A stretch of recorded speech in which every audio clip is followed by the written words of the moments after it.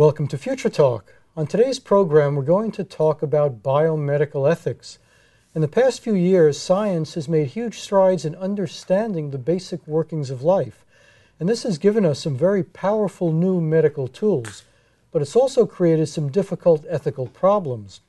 The trade-offs between the quality of life versus the quantity of life, the allocation but vital but scarce medical resources, and defining what makes a human being human are just some of the issues that doctors and researchers are struggling with on a daily basis. Here to discuss biomedical ethics is one of the leaders in the field, Professor David Magnus. Dr. Magnus is the director of the Stanford Center for Biomedical Ethics and co-chair of the Ethics Committee for Stanford Hospital. He's also co-editor of the American Journal of Bioethics and was the principal editor of a book of essays called Who Owns Life?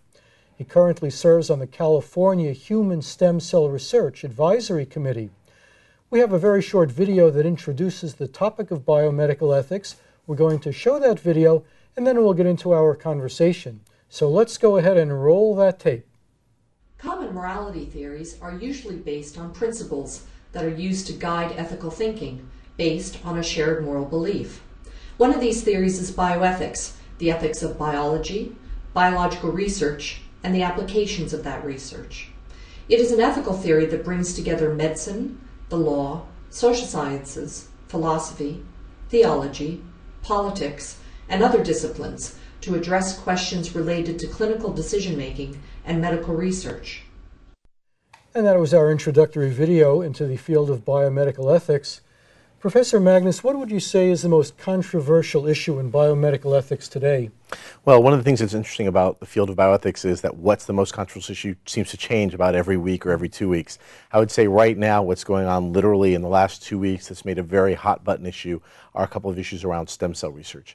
In particular, and two big developments in the last week or so. One is that a federal judge has issued a ruling which basically shut down the Obama administration's plans for allowing federal funding of stem cell research, with a very far-reaching ruling that potentially would have shut down research even under the Bush administration as well as under the Clinton administration.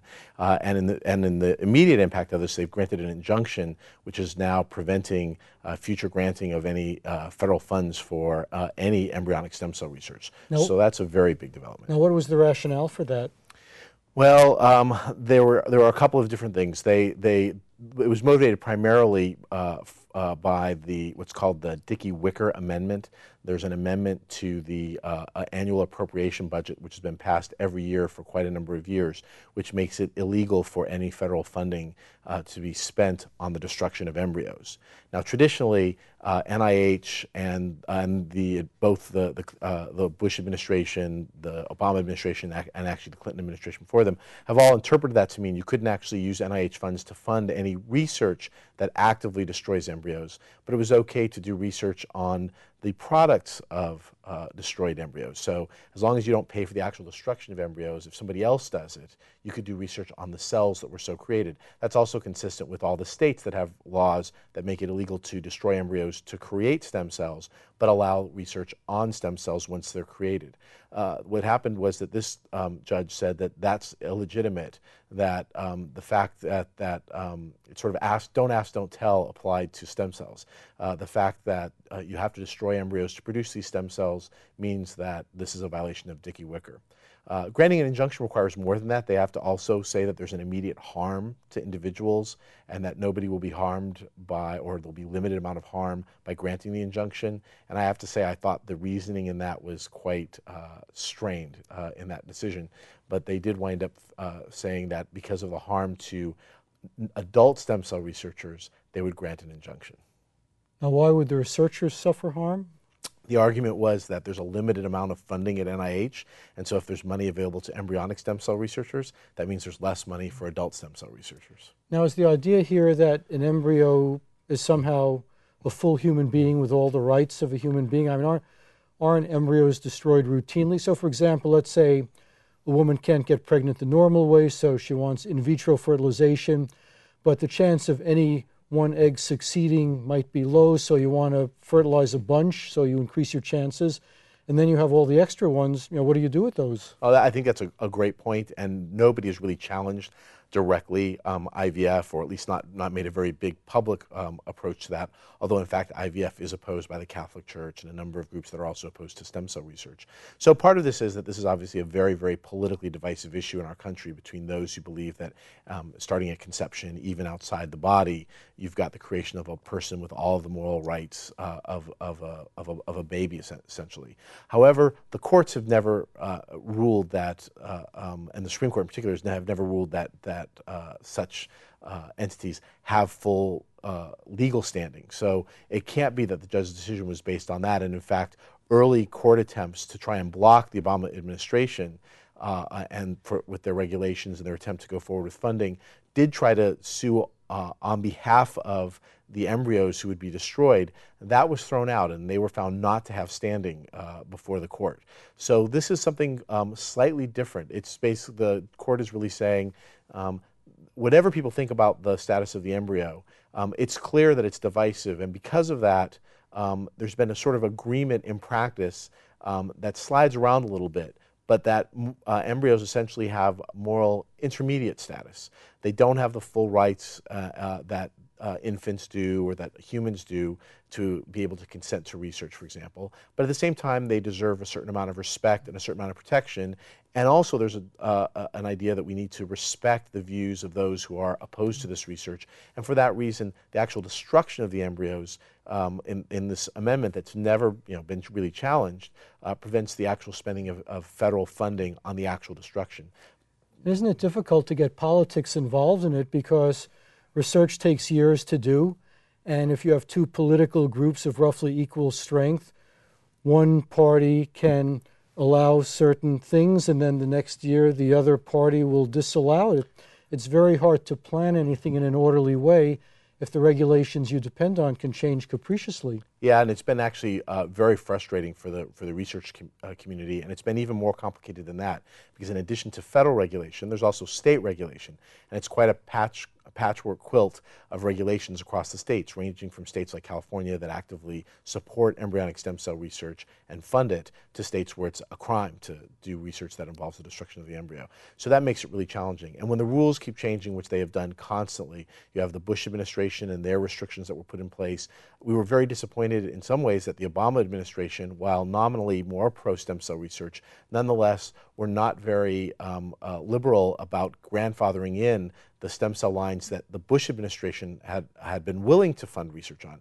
The Bush administration policy, for those who don't remember, said that any embryos that were destroyed to create stem cells prior to September 2001 were eligible for federal funding for research, and nothing that came later. As a result of that decision, a lot of research has gone on those cells that were created prior to 2001, and they're very well characterized, and researchers are used to using them. And when the Obama administration came in, they liberalized in some ways and allowed federal funding of new stem cell lines, but instead of grandfathering in all those older stem cell lines, they said if they were worried about the consent and whether the consents were really adequate, they were not necessarily going to allow research to go forward with those. And that meant a lot of researchers who'd been relying over the past 4 or 5 years on those stem cells for their research now suddenly would no longer be eligible for federal funding. And isn't stem cell research one of the most promising areas of medical research right now?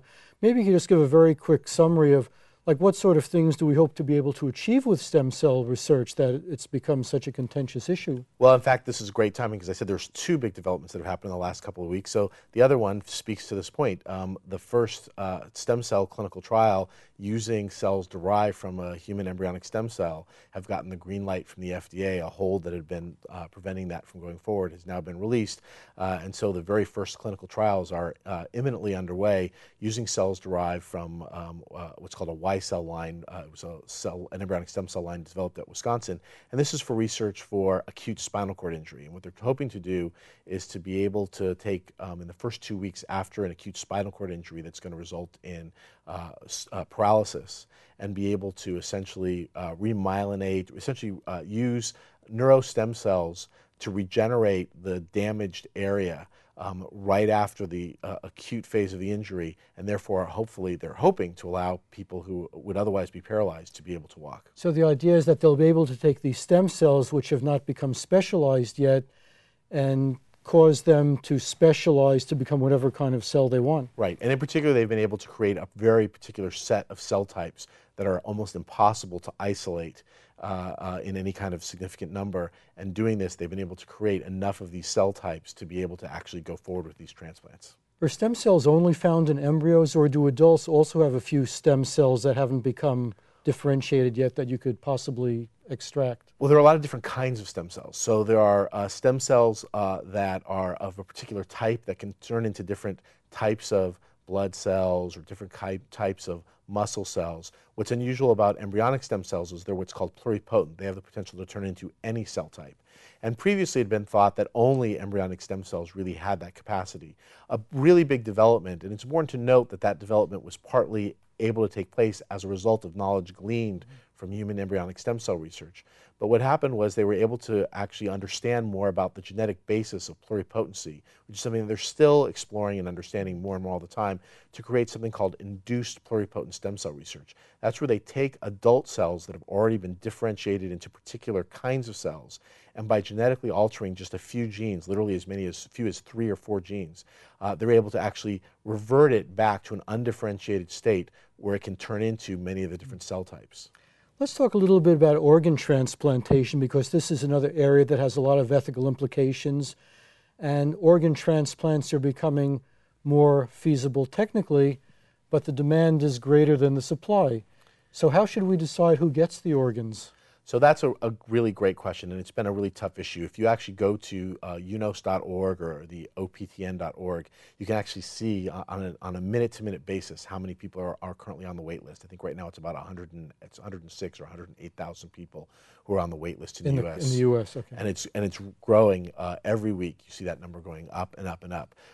There's under 30,000 transplants that are done a year in the U.S., and so you can see the math that the number goes up every year. 8,000 people plus die while on the wait list every year.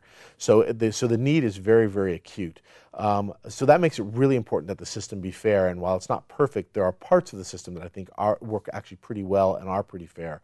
The fairest part of the system are the rules that we have for how we distribute organs once you're on the list. So what you do typically is, if you're somebody who's having a failure of an organ, say you're having kidney failure or liver failure, you go to a transplant center to talk to physicians who will assess you and see how sick you are, see whether your condition is curable or reversible, or whether you're likely to need a transplant. They do an assessment of whether or not the transplant's likely to succeed and help you. And if you get on the list, then where you fall on that list is entirely determined by objective criteria.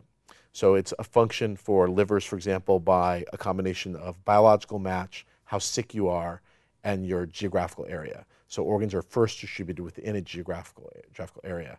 Is it only medical reasons? For example, would they say, well, this person has been very productive all their life, and this person has been less productive, so it would be better, you know? Not at all. So your place on the wait list is completely determined by geography, biological match, essentially antigen matching, and how sick you are. There's something for livers called a MELD score. That's a way of capturing how sick you are, and when a given organ pops up in a particular area, like, so we're in the Bay Area, in a fairly large area.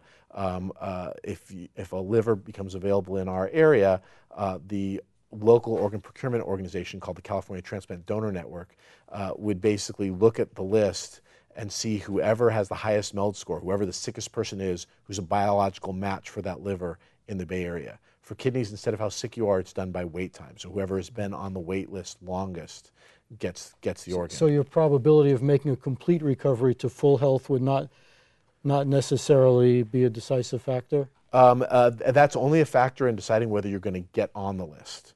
Now, there are some inequalities in the system. One of them is that there's a lot of variation from geographical region, to geographical region. Regions for the purposes of transplant are not like congressional districts. Congressional districts are all roughly the same size of population. That's not true. So here in California, we have 4 OPO areas, one for the Bay Area, one for the San Diego area, one for the Los Angeles area, and one for the Sacramento area, which is a really tiny, tiny little area. As a result of that, and because of the different makeups of their population, Sacramento has to wait only about half as long a time for getting a cadaveric kidney as people in the Bay Area. And in fact, we have one of the longest longest wait times here in the Bay Area for livers in the country. Now, I gather that you're not allowed to sell your organs. That's If correct. people were allowed to sell them, that might increase the supply. That's true, possibly. The challenge is that it may persuade others not to get into the system at all, and a lot depends on what kind of market you would have. If you have what's called a buyer's market, where you allowed individuals to pay for these organs, you would likely have tremendous inequalities. And in fact, the few countries that have allowed a buyer's market in organs have wound up having a huge amount of problems with that, in which there's coercion, poor people essentially become fodder for the rich, and you have huge inequalities in the system, which in turn drives out the altruistic donors who might be likely to serve as donors. So you don't necessarily get more organs, you just wind up distributing them more unfairly. However, there's another option, which is sometimes called a seller's market, where you had some kind of controlled process where people would be paid a certain set amount, for example, by the government in exchange for being a donor, as a way of incentivizing people, but without creating some of the sort of uglier aspects of allowing a market in organs. But the real challenge there is that the justification for any market is likely to lead to a slippery slope from a seller's market to a buyer's market. So I think this is a huge challenge, and most of the medical community and most of the ethics community have really looked at this issue, have been opposed to any kind of sales in organs. But it is an issue being actively discussed. There was a study that was recently published in Annals of Internal Medicine, and I wrote co-wrote one of the responses to this piece, trying to do empirical studies of whether or not it might in fact work out to ethically to have a market in organs. Now, we're moving in the direction that as soon as a person dies, his corpse is automatically dismembered to look for parts for other people. Something about that doesn't quite No, and sound it actually right. doesn't work that way, and that's actually why there's such an acute shortage. Actually, to be an organ donor, you have to die in just exactly the right way. So even if you say you want to be an organ donor, the probability is that you won't be allowed to be. Under normal circumstances, to be an organ donor, a cadaveric organ donor, you have to wind up being dead, but brain dead. But still having your organs actively perfusing blood. So it's really only for people who have really severe trauma to the brain or some kind of really severe head bleed that winds up being so bad that it winds up leading to whole brain death while you're in the hospital on a ventilator, keeping you alive. So as you can imagine, that's a pretty rare set of circumstances. And as we get better at avoiding traumas by having things like helmet laws for motorcycles, as we do a better job in the hospital of helping avoid some of the more serious ramifications of head bleeds, all of these things wind up actually reducing the number of organs that might potentially be available. There's one other way of which you could be a cadaveric organ donor, and that's something that's relatively new called donation after cardiac death.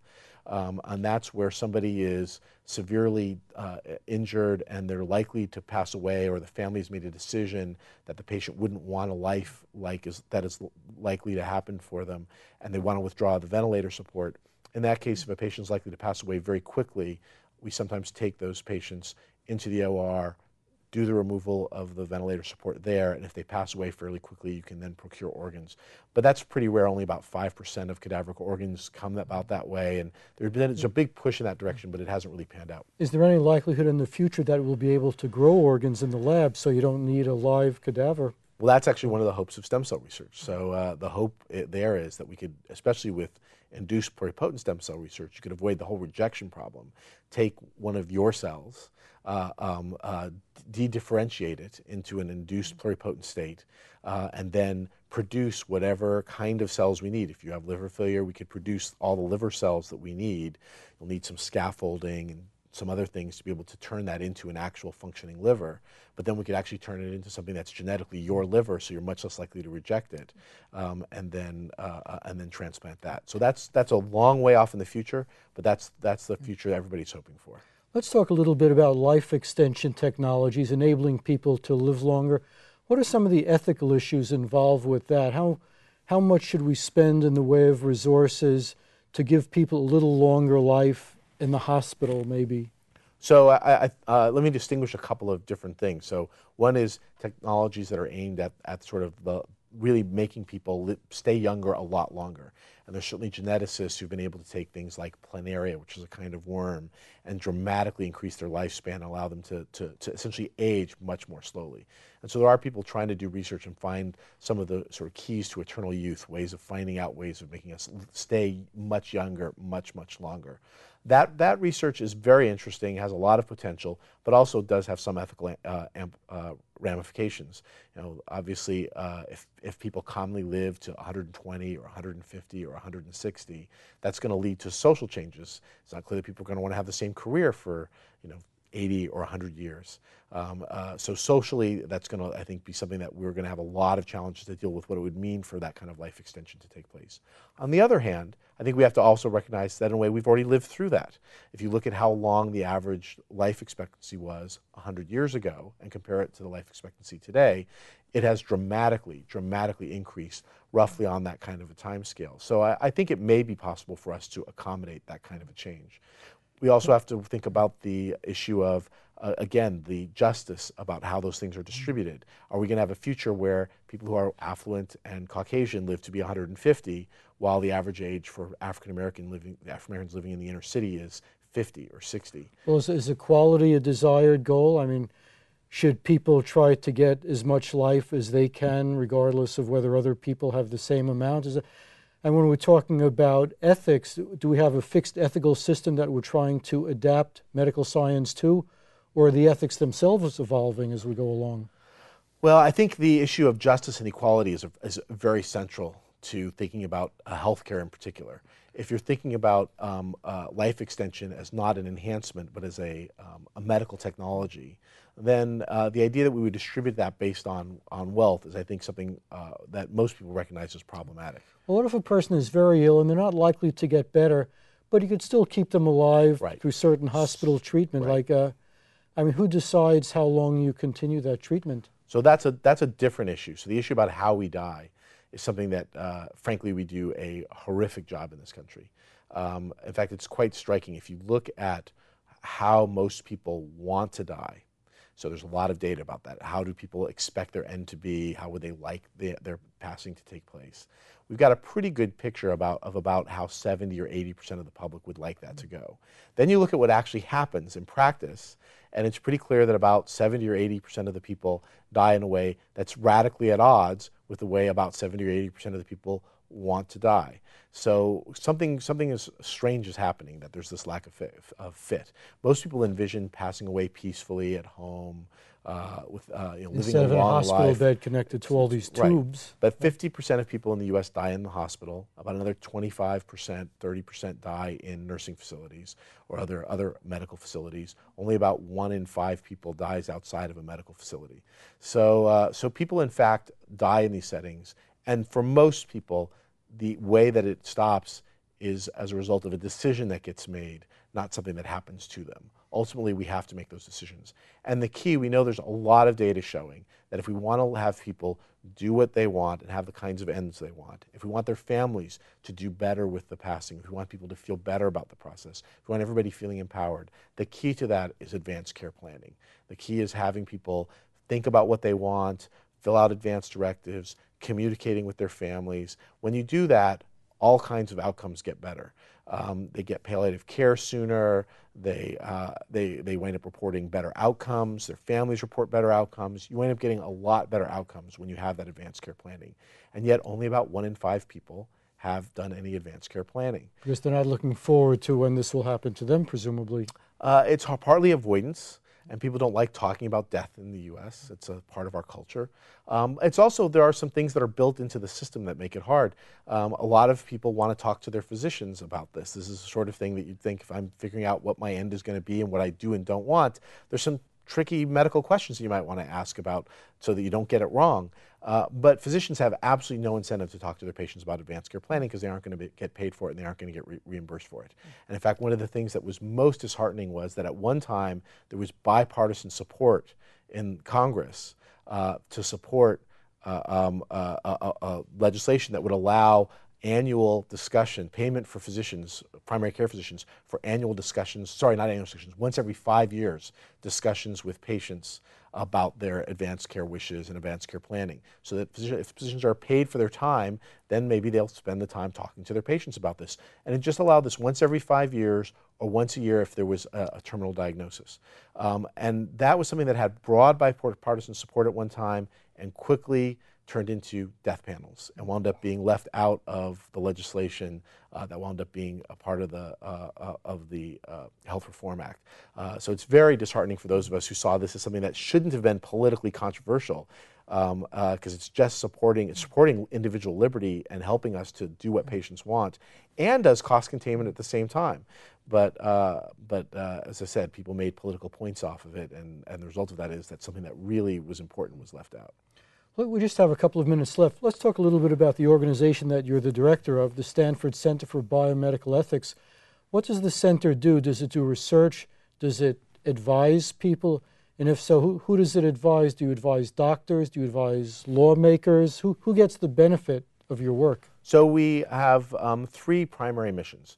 So one thing we do is research, as you say. We actually have probably the bulk of our budget is actually grant funding. Ethical research? Ethical research. So and that includes empirical research. So we study, for example, a study that I did with one of my medical students. We were interested in issues about listing decisions for developmentally delayed children, and we wanted to do a survey of transplant programs to find out how these decisions actually get made to serve as a basis for some then normative work that we wound up doing, bringing together a consensus conference to try and develop guidelines for dealing with those kinds of issues.